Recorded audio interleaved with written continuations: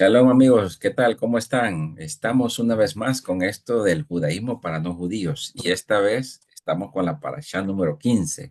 Esta se llama Bo.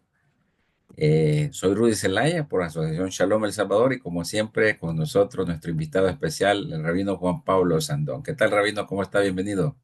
¿Qué tal, Rudy? Gracias. Bienvenidos también a todos los que nos ven. Un placer estar nuevamente aquí contigo. Y muchas gracias. La vez pasada, en la parashá anterior, nos quedamos ahí inconclusos, ¿verdad? Esperamos terminar esta vez. La vez pasada vimos siete plagas de un total de 10. En esta vez vamos a ver las tres restantes y su significado son tres. Bueno, comenzamos con la langosta, la oscuridad y la muerte de los primogénitos. Esto va a estar muy interesante, así es que bienvenidos, bienvenidas y comenzamos. Eh, Decíamos y vimos en la parashá anterior que Moisés y Aarón tenían 80 y 83 años, ¿verdad? Más los 40 años en el desierto. Hacíamos un cálculo ahí de 210 años que fue la esclavitud. En esta vez, en la parashá que se llama Bo, tengo entendido que significa ven al Ujú. faraón. ¿Por qué ven y no ve al faraón, Rabino? Es una buena pregunta y una explicación posible para esto tiene que ver con algo de lo que también terminamos hablando la semana pasada, que tiene que ver con el tema el endurecimiento del corazón del faraón. ¿Sí?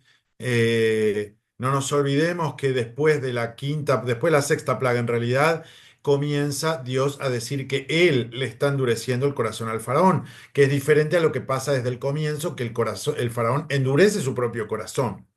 Esto tiene que ver, no lo quiero hacer tan largo, pero tiene que ver con la idea del libre albedrío que hay en el judaísmo y cuando uno pasa ese límite que le permite o no le permite volver a reparar sus acciones. Si bien la reparación de acciones siempre está abierto, hay un momento en el cual es mucho más difícil volver, ¿no? Y las leyes de arrepentimiento hablan de que Dios de alguna manera retiene el corazón de las personas, en este caso lo expresa con un endurecimiento, ¿no? Entonces, Dios está con el faraón no en un buen sentido, digamos, ¿no? O sea, como que le está encima, ¿sí? Entonces, como que Dios le habla a Moshe desde el mismo lugar donde está el faraón, entonces ven al faraón, ¿no? Y bueno, Exacto. así se relatan ya las últimas tres plagas antes, previas a la salida, ¿no? Previas al éxodo. Perfecto, perfecto. Me llama la atención una cosa que dice el versículo 3 del capítulo 10, porque esta para allá comienza ya en el capítulo 10, ¿verdad? Y vinieron Moisés y Aarón al faraón y le dijeron, así ha dicho el Eterno, el Dios de los hebreos, ¿hasta cuándo rehusarás humillarte delante de mí? Deja ir a mi pueblo para que ellos me sirvan. Esa última parte me llama la atención y veo dos cosas, Rabino. Con este versículo parece un reclamo, ¿verdad? ¿Hasta cuándo vas a retener a mi pueblo? Y luego deja ir a mi pueblo para que me sirvan. En realidad no era esa la intención de Moisés, para ir a servirle a Dios, sino para salir de Egipto. Es decir, la misión de Moisés era sacarlos de Egipto y llevarlos a la tierra prometida. ¿Por qué una verdad a media o una medio mentira, Rabino? ¿O cómo lo entendemos eso? Sí, bueno, hay varias explicaciones para eso. Primero el tema de hasta cuándo, ¿no? Si bien Dios desde el comienzo tuvo en claro que el plan completo era de 10 plagas, el faraón siempre tuvo en sus manos la posibilidad de liberar al pueblo de Israel en cualquiera de las plagas. De hecho, varias veces dijo que lo iba a hacer y ya cuando la plaga ocurría y la cosa volvía otra vez a estar bien, ¡pum! Me olvido y no dejo salir a nadie, ¿no? En varias oportunidades ocurre eso, especialmente ya a partir de la tercera plaga y en adelante. Entonces, ya como que, bueno, ya acá vamos a entrar a la octava plaga, ¿no? Ya Dios como, bueno, ahí hasta cuándo, ¿no? Pues, pero Dios espera que la gente haga una buena acción, Dios espera que la gente tome el buen camino, ¿no? Pero Él tiene un plan si uno no lo hace. Pero él es benevolente, espera que uno tome el buen camino, incluso dilata los tiempos para que uno tome el buen camino. Bueno. lamentablemente con el faraón nunca lo logró, ¿no? Y entonces, por eso es como esta especie de reclamo de, hey, ¿hasta cuándo vamos a estar con este tema de que no quieres largar al pueblo judío, ¿no? Después está el tema este de ir a servir a Dios o adorar a Dios. En algún momento se habla de ir caminando 3 días hacia algún lugar, etcétera, etcétera. Y entonces se plantea esta cuestión, ¿no? Hay como una especie de negociación digamos, en cómo Moshe y Aarón enfocan este tema, probablemente por orden de Dios, ¿no? Quizás entienden que plantearle directamente al faraón el hecho de que los esclavos se le van a ir va a ser un poco duro, un poco difícil que lo acepte, y entonces va como, ok, vamos a ir negociando esto, ¿no? Pero si el faraón ni siquiera accedía a los 3 días, obviamente mucho menos iba a acceder a alargar al pueblo definitivamente, ¿no? Es verdad. Sí, bueno, es una especie de negociación la que hacía Moisés, ¿verdad? Entiendo, perfecto. Pero viene en el siguiente versículo, dice, porque si tú rehusas aún dejar ir a mi pueblo, he aquí que mañana traeré la langosta, la plaga, ¿verdad? Dentro de tus límites. ¿Cómo debía tomar esta expresión el faraón? Es decir, él era un rey, pues, y que le llegaran a decir eh, casi que una amenaza, una advertencia, Rabino. Bueno, en realidad ya había habido muestras suficientes de que esto iba a ocurrir, no era una amenaza, porque ya cada vez que Moshe le Sí, había dicho que iba a traer determinada plaga, la plaga efectivamente ocurría, ¿no? Si nosotros vemos la secuencia de plagas, lo que pasa es que perdimos quizás un poquito la secuencia porque pasamos de una semana a la otra, pero si nosotros seguimos la secuencia de plagas, lo que vemos es primero una infección en los animales, ¿sí? Después sí, una muerte de los animales, ¿sí? Una peste. Después el granizo rompe, el granizo, el que conoce de trabajo de campo sabe que es lo peor que le puede pasar a alguien agricultor, el granizo. Y lo segundo peor es la langosta, digamos, ¿no? O sea, como ya perdiste los animales, te vas a quedar sin cosecha, digamos. O sea, Egipto va a quedar tierra arrasada. Pero bueno, el faraón ni así afloja, ¿no? sí, sí, sí, exacto. Bueno, hasta que los siervos o los ministros del faraón intervienen porque se dan cuenta de que realmente la situación está crítica, está grave, y como que el faraón demasiado libre albedrío tenía, ¿verdad? Que no cedía, ¿verdad? Y sus ministros le dicen, mira, ¿acaso no sabes que Egipto será destruido? O sea, recapacita, ¿verdad? Es como los ministros de ahora, ¿verdad? Que de alguna manera tienen que aconsejar a su gobierno, a su presidente, ¿no, Rabino?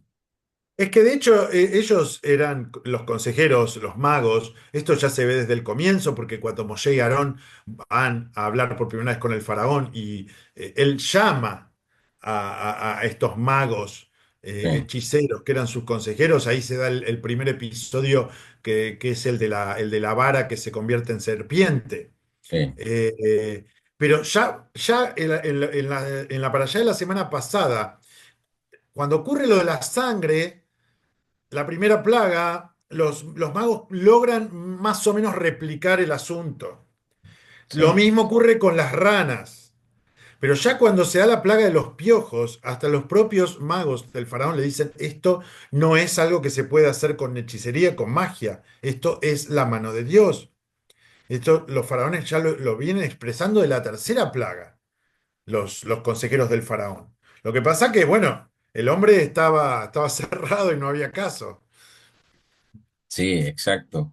Bueno, fue así que hizo volver a Moisés y a Aarón, ¿verdad? Los mandó a llamar y les dijo, está bien, vayan y sirvan al Eterno, vuestro Dios, pero ¿quiénes son los que han de ir con ustedes? Es decir, era parte de la negociación, ¿verdad? ¿Quiénes van a ir? ¿Verdad? Y Sí. luego Moisés y Aarón les dicen, bueno, los jóvenes, los ancianos, los hijos, el ganado, por 3 días al desierto. Esto era para que sospechara como que se van a ir todos, ¿verdad? Sí, ya si uno se mueve con el ganado y todos los bienes, ya es un poco más complicado después volver, ¿no?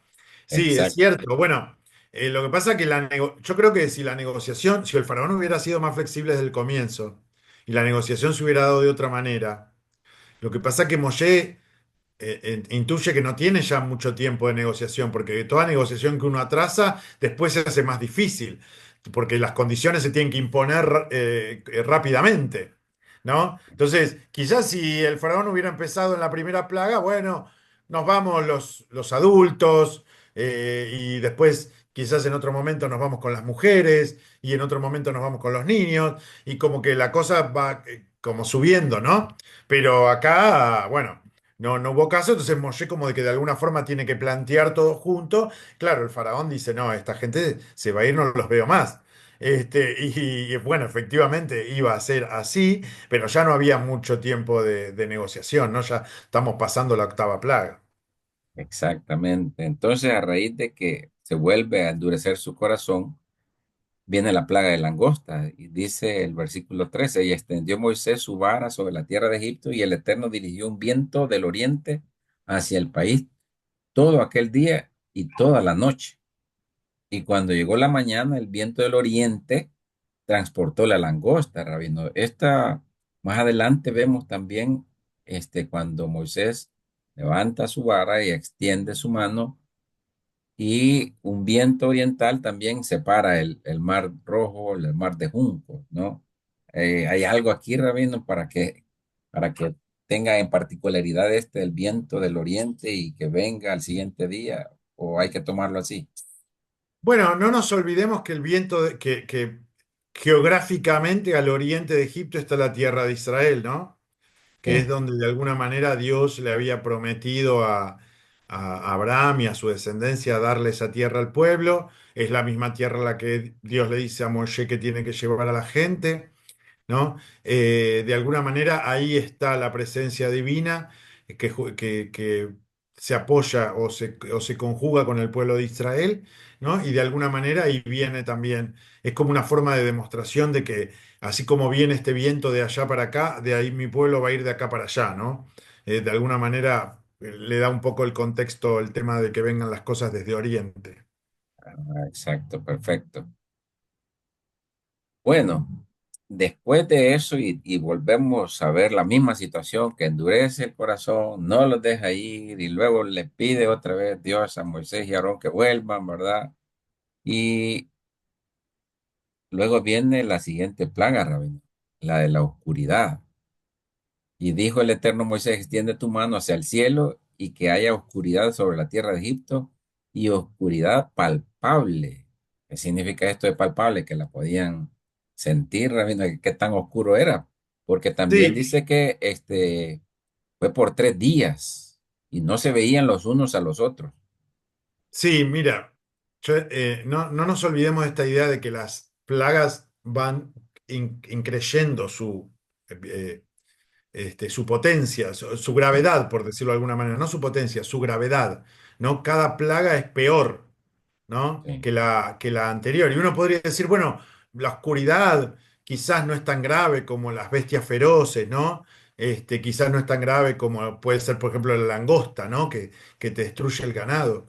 Pero la oscuridad real, aquel que alguna vez estuvo, ¿no? En un lugar completamente cerrado, oscuro, que vos no te ves ni tus propias manos, ¿no? Sabe lo paralizante que es eso, ¿no? En muchos lugares esto se usaba y se usa como castigo, como un castigo prácticamente inhumano, encerrar a alguien en la completa oscuridad, ¿no? De no saber ni siquiera lo que tenés a un centímetro de tu cara, ¿no? Esta era la oscuridad que había en Egipto, ¿no? Cuando uno dice oscuridad palpable es que uno como que todo lo que toca es negro, ¿no? No hay nada que uno pueda alcanzar. Y eso claramente paraliza, ¿no? Y paralizó a toda la nación egipcia, ¿no? Efectivamente es como vos decís. El comentario habitual es que como que no se podía ni siquiera ver uno al otro. exacto. Pero esto no pasaba en la tierra de Israel, ¿verdad? Donde estaban los israelitas. En Goyen, en Goyen no pasaba. Las plagas saltaban, siempre saltearon la tierra de Goyen, que era donde vivía el pueblo de Israel, y como que los egipcios solamente podían percibir o sentir este peso sobre ellos, ¿no? Exacto. Pero también me llama la atención porque usted bien menciona que cada vez la plaga era más fuerte, mayor que la anterior. ¿Por qué la oscuridad, Rabino? ¿Qué se debe de que? ¿Por qué oscuridad y no otra cosa, pues? Es una instancia de paralización, ¿no? Como yo decía antes. eh, Tiene que ver, quizás creo que es la respuesta más similar a la esclavitud, eh, el no poder moverte, ¿no? La esclavitud es no poder tomar tu... Si bien un esclavo no está a oscuras, está oscura, su alma está a oscuras, ¿no? Sí, Porque no tiene la libertad de tomar sus propias decisiones, ¿no? Esta plaga es como un reflejo de la esclavitud al que los egipcios sometieron al pueblo de Israel, ¿no? Al no poder tomar tus propias decisiones, ni siquiera poder dar un paso sin saber qué es lo que va a pasar adelante tuyo.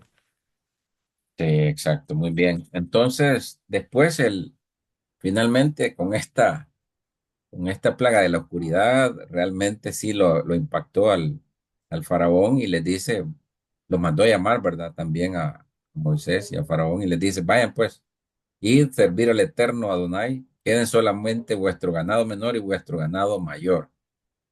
Vuestras criaturas también irán con vosotros. Pero Moisés le responde, y le dice, también nuestro ganado ha de ir con nosotros, no quedará ni una pezuña, porque de él hemos de tomar para servir al Eterno, como quien dice, no sabemos qué nos va a pedir el Eterno para que sacrifiquemos, ¿verdad? Pero otra vez, media verdad, media mentira, Rabín. Sí, bueno, como te dije antes, ¿no? El hecho de no negociar a tiempo hace que después las condiciones sean más duras, un poco lo que pasa en esta conversación, y el faraón tampoco estaba demasiado dispuesto, ¿no? Él Sí, también quería imponer sus condiciones, bueno, era una tensión, ¿no? Hay que exacto. tener en cuenta algo, la liberación de los egipcios, de los hebreos, perdón, no tiene que ver solamente con una cuestión política. Moshe va a hablar en nombre de Adonai y el faraón, en la concepción del Egipto antiguo, era Dios, no Sí, era simplemente un rey. Entonces, esto es una pelea de dioses desde la perspectiva egipcia. De la perspectiva hebrea no, porque de la perspectiva hebrea no hay otro dios que Adonai. Pero de la perspectiva del faraón, él está peleando con otro dios. No es perder simplemente una cuestión política, es perder su estatus de dios, de deidad, ¿no? Frente al mismo, frente a su pueblo, frente a todo. Lo peor que le podría pasar al tipo. Obviamente, desde ese punto de vista es entendible la tosudez, pero bueno, le va a costar muy caro a toda su gente. exacto, interesante. Bueno, la siguiente expresión la vimos también con José, Rabino. El versículo 28 dice, y el faraón le dijo, vete de mi presencia, guárdate de volver a ver mi rostro, porque el día en que vieres mi rostro, morirás. O sea, lo estaba amenazando a Moisés. Pero esto lo vimos también con José, Rabino, esa expresión, guárdate de volver a ver mi rostro. Sí, bueno, como yo decía antes, ¿no? Esta es una pelea de dioses desde la perspectiva egipcia. No nos olvidemos que desde la perspectiva hebrea nadie puede ver el rostro de Dios y vivir, ¿no? Exacto, Entonces, de alguna manera, es como la cara más severa del faraón como Dios. Pero bueno, le va a salir caro, obviamente, porque después es él quien va a los pies de Moshe, digo, ¿no? En una situación de ex- humillación total para él. exacto. Bueno, también vemos acá que los egipcios, ya no el faraón, sino que el pueblo de Egipto, también se congraciaran, digamos, con el pueblo hebreo, ¿verdad? Porque de alguna manera se dieron cuenta de que casi que si no accedemos a lo que pide el pueblo hebreo, vamos a morir, ¿verdad? Y ellos les dieron oro y plata. ¿Por qué les entregan los egipcios a los hebreos oro y plata y no otra cosa, Rabino? ¿Qué tiene que ver esto? ¿Hay algo ahí? Bueno, hay bastantes interpretaciones respecto a este pasaje. Eh, la más común, la más popular, digamos, no común, la más popular tiene que ver con que esto es como una especie de pago indemnizatorio por la esclavitud. El pueblo hebreo venía trabajando hace años esclavizado solo por la comida, obviamente salario, ni hablar, ni pensar en eso. Y de alguna manera esta es como la indemnización de la esclavitud, ¿no? Para compensar todos los años. Oro y plata, obviamente, bueno, en todas las épocas han tenido su valor, ¿no? Y todavía hoy lo siguen teniendo. Es alguna forma de establecer cierto patrón de bienes. Bueno, eso es lo que el pueblo de Israel se lleva, que después le va a servir más adelante. Sin tratar de spoilear mucho como se dice ahora, más adelante en la Torá le va a servir para distintas cuestiones que el pueblo de Israel tiene que ir llevando a cabo en el desierto, ¿no? Exactamente, más adelante veremos cómo utilizan ese oro y la plata. Y luego la última plaga, Rabino, la plaga 10, la muerte del primogénito. Esto sí es grave. ¿Por qué la muerte de los primeros hijos, Rabino? Esta sí es fuerte. Incluso las primeras crías de los animales. ¿Por qué tan drástico, Rabino? Bueno, no nos olvidemos que la primogenitura en todo el contexto del Medio Oriente antiguo tenía un rol fundamental, ¿no? Ya hablamos de esto varias veces en distintas parashot del libro de Bereshit, del libro del Génesis, ¿no? Cómo se dan estas disputas, incluso entre hermanos, por el tema de la primogenitura, Eh, ¿no? En Egipto, particularmente, el primogénito también tenía todo derecho, incluso era mucho más drástico que en la ley judía, en donde el primogénito hereda parte doble. En Egipto el primogénito heredaba, no había, si tú habías nacido segundo, no te llevaban 0 pesos, digamos, era todo para el primogénito, ¿no? Y bueno, y obviamente también el caso particular del heredero del faraón, ¿no? Que cae dentro de esta plaga, es sin duda un golpe terrible, ¿no? Es prácticamente como borrar la herencia cultural de prácticamente toda la nación, ¿no? La muerte de los primogénitos. Una plaga durísima, obviamente, que muchas veces desde lo filosófico y desde lo intelectual cuesta un poco comprender, ¿no? Pero también al mismo tiempo es una muestra de lo profundo que se puede caer si uno no tiene la capacidad de reflexionar a tiempo y sobre las cosas y arrepentirse adecuadamente, que fue lo que le pasó al faraón, ¿no? Exactamente. Pudo haber evitado todo esto el faraón y no llegar hasta el punto de perder a su primer hijo, a su propio hijo, ¿verdad? Yo creo que Exactamente. también nosotros, ¿verdad, Rabino? Que algunas veces nos ponemos tan intransigentes, tan delicados, tan serios, tan cerrados, que no queremos dar la mano a torcer y viene una cosa, nos viene otra fuerte, hasta que Y cada una es peor. cada vez es peor, exactamente. Yo creo que aquí tendremos que aprender mucho nosotros como personas, como humanos, ¿verdad? Que hay cosas, hay pleitos, hay contiendas, hay situaciones que se pueden resolver, solo es cuestión de ceder un poco, de tener un poco más de paciencia y control, ¿verdad? Porque si no, vamos a llegar a estas consecuencias y lo vamos a lamentar, como en este caso, porque hasta aquí vemos que el faraón cedió, hasta aquí se dio por vencido y ya no puedo luchar más. Váyanse, ¿verdad? Y luego, entonces, finalmente accede a que se vayan y luego Dios le dice a Moisés, dile a la congregación, el día 10 de este mes tomará para sí cada cual una cría, un carnero o de cabra, ¿verdad? Conforme a su casa paterna, una cría por cada familia. Aquí es donde viene la fiesta, ¿verdad? Del hebrea, rabino, de la Pesach, de la Pascua.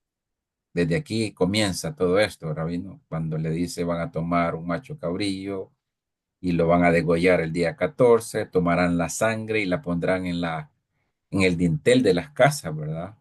Y no comerán, y me llama la atención algo también ahí, Rabino, no comerás de ella medio asada, ¿verdad? La carne, hablando de la carne, ni cocida en agua, sino bien asada al fuego,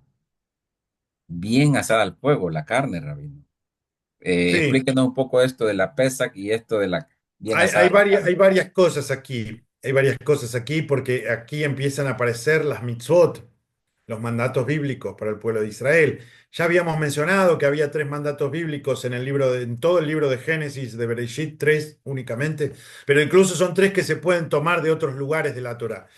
Todos los rabinos coinciden que el primer mandato como pueblo es aquí. De hecho, es un poquito antes, el mandato antes de la 10ª plaga, el mandato de santificar el comienzo del mes.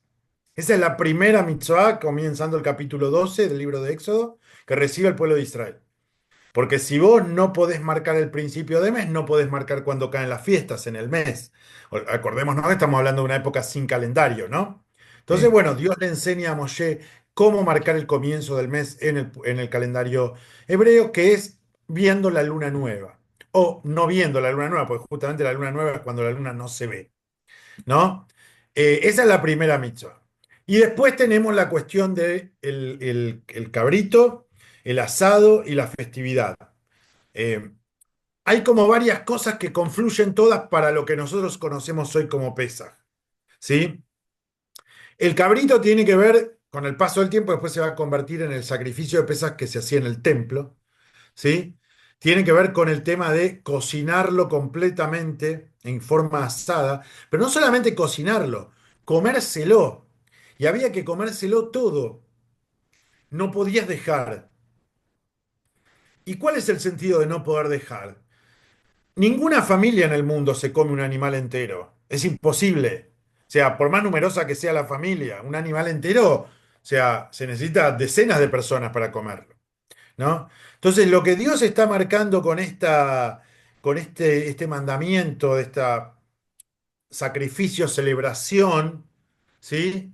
Es la unión de las familias. Porque para comerte todo el animal no te queda otra que invitar más gente.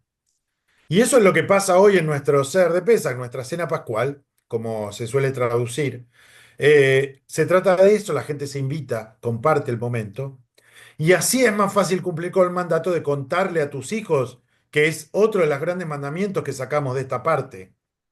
¿Sí? Pues nosotros durante el ser de Pesaj, durante la cena del día del comienzo de Pesaj, el mandato principal es contarle la historia a nuestros hijos. Cada generación le debe contar a sus hijos esta historia, como si ellos mismos hubieran salido de la tierra de Egipto, dice la, el Agadá, que es el libro que usamos para llevar adelante este relato con nuestros hijos y con nuestras familias, ¿no? Entonces hay como muchas cosas que después se han ido obviamente traduciendo con el tiempo en el sentido de adecuando a la práctica del judaísmo actual como lo conocemos hoy, que tienen que ver con esto, salen de esto, ¿no? La comida abundante, la reunión familiar, el compartirlo con otros, el asociarnos como pueblo y el mandato de transmitir esta historia de generación en generación. sí, interesante, interesante, Rabino, porque si este es un momento para compartir en familia, para terminar o acabarnos la comida, y si no la vamos a acabar, invitar a otras personas para celebrarnos juntos, ¿no? Y compartir, eso es bueno compartir no solo con la familia, sino con vecinos, amigos, para recordar este momento. Que aparte te voy a decir otra cosa que es muy importante, digamos, cuando Sí, vos querés celebrar con tus seres queridos, vos te tenés que asegurar que tus seres queridos también sean libres. ¿Sí? Porque vos no vas a invitar a tu cena de Pesaj a una persona que sabes que no está en capacidad de disfrutar o de utilizar su libertad, porque sería casi una ofrenda, ¿no? Entonces,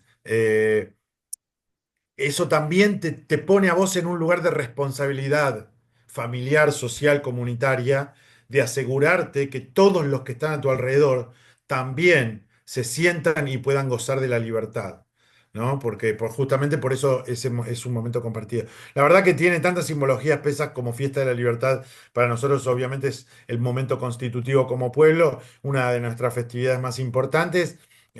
Bueno, aquí está parte de su origen, ¿no? sí, también en esta fiesta se come panes sin levadura, Rabino, por siete Ujú. días. Y el Sí, primero y el séptimo día son días de santa convocación. Sí, eso es en la tierra de Israel. Para los que estamos fuera de Israel, las festividades duran un día más, lo que llamamos las festividades, la fiesta de peregrinación, las tres fiestas de peregrinación duran un día más. Pesaj, en este caso, dura 8 días en la diáspora. eh, y los primeros 2 días y los últimos dos son festividad, son días de fiesta. Pero Ok, particularmente los dos primeros para los que estamos en la diáspora, siempre tienen mayor relevancia, pues son los 2 días en los que se hace la cena de Pesaj, ¿no? El Seder de Pesaj. ok, perfecto. Bueno, ya para la salida de Egipto, dice que los hijos de Israel partieron de Ramsés a Sucot como 600.000 hombres de a pie, sin Ujú. contar las mujeres y los niños. También una gran multitud mixta, o sea que no solamente de Israel, sino que también iba otra gente, Rabino.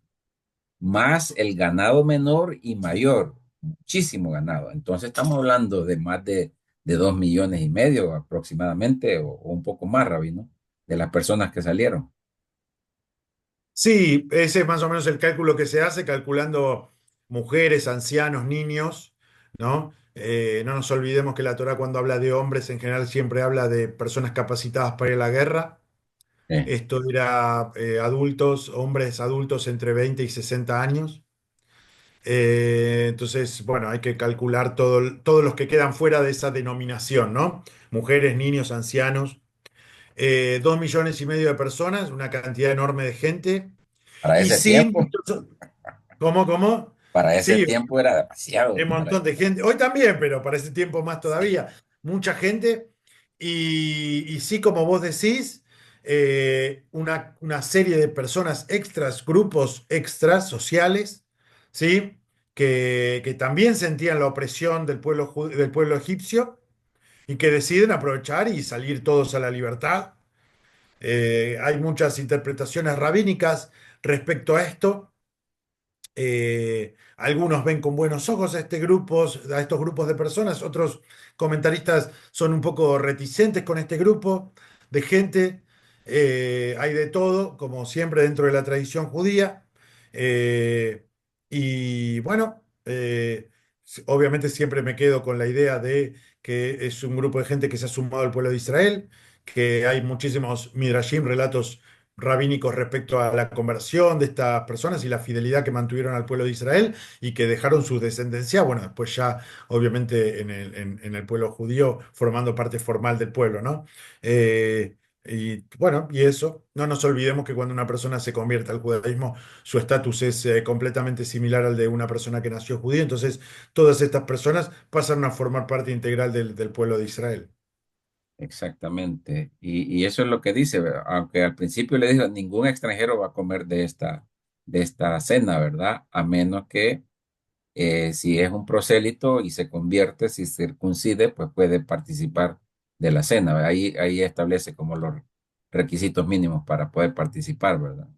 Eso es así hasta el día de hoy, digamos. Cualquier Ok. hombre que se quiera convertir al judaísmo tiene que realizarse una circuncisión, tiene que cumplir con el pacto físico de Abraham. Y eso sigue siendo así hasta el día de hoy, incluso aunque no tengamos ser de pesa. Lo que pasa es que en la antigüedad existían dos tipos de conversos, dos tipos de extranjeros, vamos a decirlo de esta manera. Ok. eh, Aquel que efectivamente se convertía y aquel que vivía entre el pueblo de Israel manteniendo algunas costumbres, pero no se había como terminado de convertir, entre comillas, porque obviamente lo que hoy conocemos como conversión en la antigüedad era diferente, ¿no? Entonces, la gran diferencia era si se había circuncidado o no. Una persona podría cumplir muchas cosas de la ley judía, pero si no se había circuncidado, no entraba oficialmente al grupo. Y lo que lo definía era justamente esto, digamos, si podía comer o no del sacrificio de Pesaj. Eso Ok. era lo que básicamente definía si era parte del pueblo de Israel o no. Y así fue hasta que, bueno, por lo menos hasta que tuvimos templo en el año 70, hasta que llegó ahí el segundo templo. Después, bueno, ya el tema de la conversión hoy en día tiene otras formas y otras, se lleva adelante de una manera diferente. Pero bueno, ese era como el gran parámetro, ¿no? Si podías o no comer del Corbán de Pesach, del sacrificio de Pesach. Ok, perfecto. Bueno, dice el versículo 40 del capítulo 12, y la permanencia de los hijos de Israel en Egipto fue de 430 años. Pero para allá anterior vimos que Moshe y Aarón tenían 80 y 83 más los 40 años, hacíamos el cálculo de 210. Estos 430 años es desde que los patriarcas llegaron, Rabino, ¿cómo lo interpretamos? Sí, toma, eh, a ver, entendemos, tenemos que entender que para la tradición judía, especialmente para la tradición judía antigua, hoy en día es un poco diferente eso ya, porque los judíos hace mucho que estamos, gracias a Dios, bien instalados en todas las sociedades en las que nos toca vivir, pero en la antigüedad, un judío fuera de la tierra de Israel era prácticamente como que estaba fuera del mundo, digamos, ¿no? Entonces, normalmente se toma esto como todo el gran periodo de los patriarcas, pero no los años efectivos de esclavitud. No hay una diferencia ahí entre una cosa y la otra. Ok, perfecto. Es bueno saber eso, ¿verdad? Para no tomarlo literal, sino profundizar también un poco con la parasha anterior. Hay algo más que destacar aquí, Rabino. Dice que y esta será como señal. Aquí parece que hay otra misbot, ¿verdad? Otro mandamiento. Y esta te será como señal sobre tu mano izquierda y como memorial entre tus ojos, para que esté la ley del Eterno en tu boca, porque con poder fuerte te hizo el Eterno salir del Egipto. De aquí viene lo del tefilín que se amarran a la mano izquierda un cordón y luego se ponen también acá en la frente. Rabino nos explica de eso. Es una de las fuentes. En realidad la fuente, la que se toma generalmente como la base, está en el libro de Devarim, en el libro de Deuteronomio, pero acá es como el primer approach, el primer acercamiento a esta mitzvah, que es la de llevar estas cajas con correas de cuero, que bueno, quizás algunas de las personas que nos escuchan han visto alguna vez judíos portando tefilim. Es básicamente una cajita de cuero con una correa que se coloca en el bíceps y la correa se desplaza a lo largo de todo el brazo, llevando adelante distintas vueltas y demás, el brazo y la mano y una en la cabeza que va aquí como arriba del lóbulo frontal, justo donde empieza el cabello, ¿sí? Que tiene dos correas que le cuelgan a uno por delante del pecho. Bueno, estos atributos, estos objetos, como siempre, todos los objetos que se usan en la tradición judía tienen mucha simbología y mucho recordatorio de distintas cosas. En general, todos los objetos que se usan en la tradición judía son recordatorios, ¿no? De distintas cosas, nuestro manto ritual, las mesuzot que se ponen en las puertas, bueno, todas estas cosas tienen un sentido de recordación, de hacernos acordar de valores, de acciones, de cumplimientos que tenemos que llevar adelante, ¿no? Bueno, acá aparece esto por primera vez, ya después más adelante se va a desarrollar en mayor profundidad. Exactamente. Yo lo que veo es que también tiene su base bíblica, ¿verdad? Ahí algún texto o en varios textos aparece y de ahí Sí, lo sí, retoma. sí, sí, sí. Bueno, aquí terminamos, Rabino, y solo me queda una pregunta más. ¿Qué responderle a las personas que consideran que este libro de Shemot, o de las plagas sobre todo, son momentos o son leyendas y no históricas? Es una muy buena pregunta. La tradición judía tiene varias visiones con respecto a este tema. Eh, Yo creo que poner el foco en el hecho histórico justamente nos saca de foco.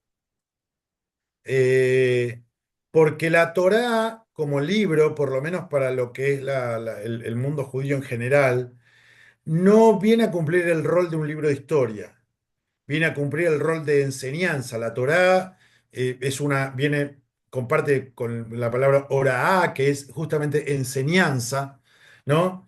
Y nosotros tenemos que enfocarnos principalmente en lo que nos transmite espiritualmente, ¿no? Después, obviamente, el contexto, especialmente de la modernidad, de los descubrimientos que se van haciendo, si ocurrió o no ocurrió, si hay pruebas arqueológicas, no hay, si se encuentran documentos del Antiguo Egipto que nombran a Israel, no nombran a Israel, en qué momento histórico, etcétera, etcétera. Es la parte científica, digamos, ¿no? Bueno, cómo contamos la historia de la humanidad, los seres humanos, a través de la investigación. Pero este libro viene a enseñarnos, Viene a enseñarnos, viene a traernos mandamientos, mitzvot, viene a transmitirnos cómo llevar adelante nuestra vida. Y creo que ese es el lugar en el cual nosotros tenemos que poner el principal foco, ¿no? Por lo menos desde el lugar que yo lo veo es así, y la Torá es nuestro libro de enseñanza, y nosotros lo usamos para eso. Y después otro tipo de explicaciones, bueno, la gente que quiera saber sobre historia y demás, puede comprar libros que están en la sección de historia, digamos, ¿no? Perfecto. Me llama mucho la atención porque el libro de Bereshit decíamos que se basa o se enfoca bastante en la familia, cómo educar a los hijos, y aquí vemos la enseñanza que nos da también, que tenemos que aprender del creador del universo, ¿verdad? Cómo él es dueño de todo, de la naturaleza, y que por medio de la naturaleza también se nos da a conocer o podemos sentirlo, ¿verdad? Exacto, Interesante. exacto. Bien, terminamos, Rabino, acá con la parashá y muy Terminamos interesante. entre comillas, porque la historia sigue, pero bueno, ya la semana que viene abordaremos sobre eso. Sí, bueno, aquí terminamos con que ya van para afuera, pero ya en las próximas para allá vamos a ver cosas muy interesantes, muy buenas, muy importantes. Así es que, amigos, si les ha gustado, pues denle like ahí al botoncito y suscríbanse para que siempre estén enterados de lo que estamos acá haciendo. Muchas gracias, Rabino, muy amable. Gracias a ti, Rudy. Shalom a todos, hasta luego. Shalom a todos.